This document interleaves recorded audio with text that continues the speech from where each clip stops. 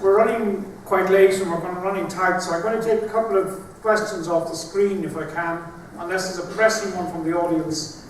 If there is, wave your hand. Yeah, one over here. We'll take one from the audience first and then we'll take the screen. Yeah, hi, thank you. Fascinating presentations, both of them. I learned about conjugated linoleic acid 18 years ago when I was at university and hadn't heard much about it in the 18 years since. Then I've heard it mentioned twice today. New Zealand cows produce a lot of it, more so than any other cow in the world. It's naturally in their diet. I'm pretty sure most people in this room wouldn't realise that their cows are some of the highest producers of conjugated linoleic acid in the world. We've seen A2 develop where you have to DNA test cows, you have to go through a whole process to get your milk certified as A2. Is CLA not Fonterra's answer to A2?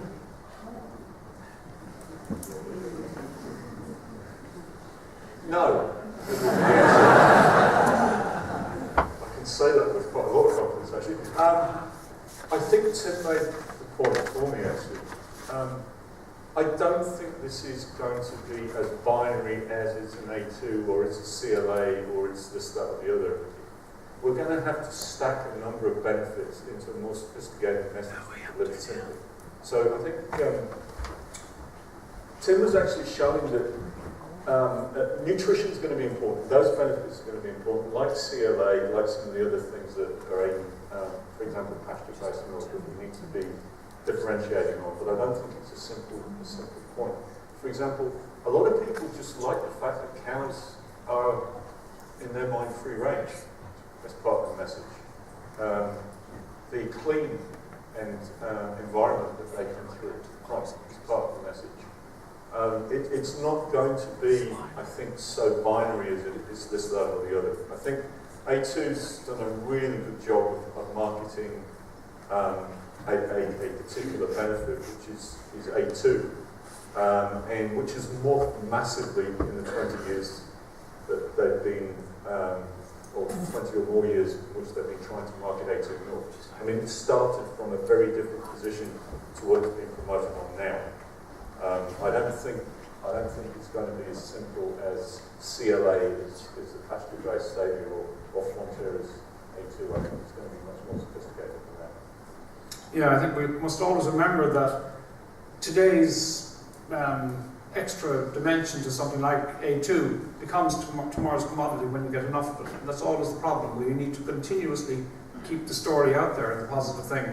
I think the top question, I think really we have to talk globally as much as internally into New Zealand or in Ireland in our case. So I'm going to ask both the panellists to maybe condense the next two questions into one, because I think there's a synergy between them, and to both of you to comment on how do we monetize as milk plateaus here, how are you going to get that extra premium, and can we have more control of the supply chain to actually create that premium? So condense those two questions into one, and then I think you're going to be part of a panel after that. So Tim, can you start? Well, I'm going to comment particularly on the second one there. Will the percentage of high-value milk sales start to increase? I don't think that's a given, and I think that sometimes we assume in industries, we see this all around the world, when the growth runs out, we assume, well, we'll go from being a food bowl of the world type concept to being, we'll be the food deli. But that's really hard to do. It means it starts to become more attractive if you want to expand and look for more value. So it becomes more necessary, but it doesn't make it easier to do. Just because you run out of growth doesn't mean it's any easier to add value. And in fact, if you start seeing some more competition for milk and plants get empty, you start to get a challenge to even use that milk efficiently. So I think New Zealand can add more value to milk. I think it's always underestimated how hard that is. Again, 90% of your product is sold offshore into markets that traditionally protect value-added stuff because they want the ingredient to add the value domestically to get the economic benefit of that. So it's not easy. It can be done in a myriad of ways, and not just further processing of the product, value added can be just having the right ingredient at the right time with the right packaging, which is hugely underestimated, or acceleration of the maturation of cheeses and so forth. So I think it can absolutely. It may well, because the incentive to do it will become high, but there is no way that the industry should assume just because we're not growing means we're in a high value add phase. It's no easier than it ever was. I support what you're saying. I also think we're moving to a world which is getting less about pushing marketing messages and more about engagement.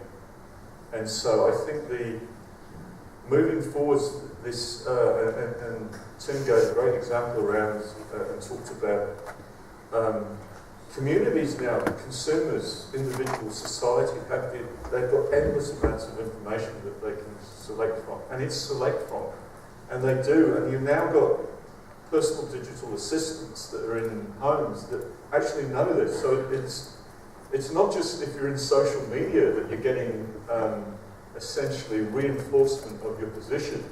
You've got devices at home that know what you like and actually start to reinforce that. We need to think about, it's going to be hard work, but I think we need to think about this modern world we're in around, it's not just what we've got to message, it's how we message it. And I think this social connectivity, and it's about connectivity and engagement, not necessarily traditional marketing messages that's going to be critical. And, when I go to China, they are far more digitally connected than we are here in New Zealand. They are constantly using digital and social for the way they behave and act every day. Very young population as well. They're all down here. So we've got to recognise that it's going to be hard work to connect there, and essential that we do. Can I just add that prompt also, Jeremy? We were discussing before about the timing issue.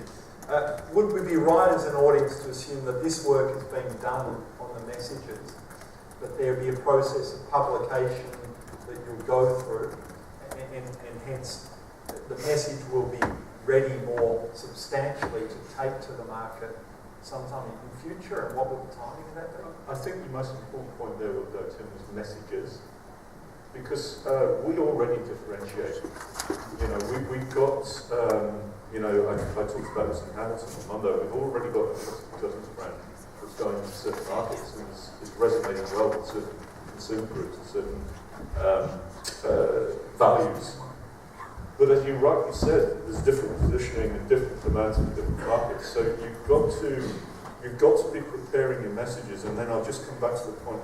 And also on your toes as to what's trending out there and what are people actually wanting to engage on, because it's quite dynamic as well. Just before Julia comes in to wrap up, I just want to share a thought that struck me when Tim put up his kill the category slide. I think we are the ones that are ultimately potentially responsible for killing that category slide. About 25,000 of us between Irish and New Zealand farmers on pasture-based dairy. And we need to be sure that whenever we do our day's work, that we don't kill the category, because potential consumers are around the corner with the camera, and are we doing things every day that stands up to that any level of scrutiny that the international market will be comfortable with? I think that's always our challenge. So we really do need to be vigilant and be aware of the potential for us to destroy our own category. So it's a big, big, bad world out there. We tend to live in our own little bubbles of we're wonderful in Ireland, you're wonderful in New Zealand, but that won't sustain us. That won't sustain us. And I think really we just need to rise to that extraordinary challenge set by Tim, science verified by Jeremy. So yeah, I think we're in a great, great place, but no complacency. So I really would like to thank Jeremy and Tim and show your appreciation.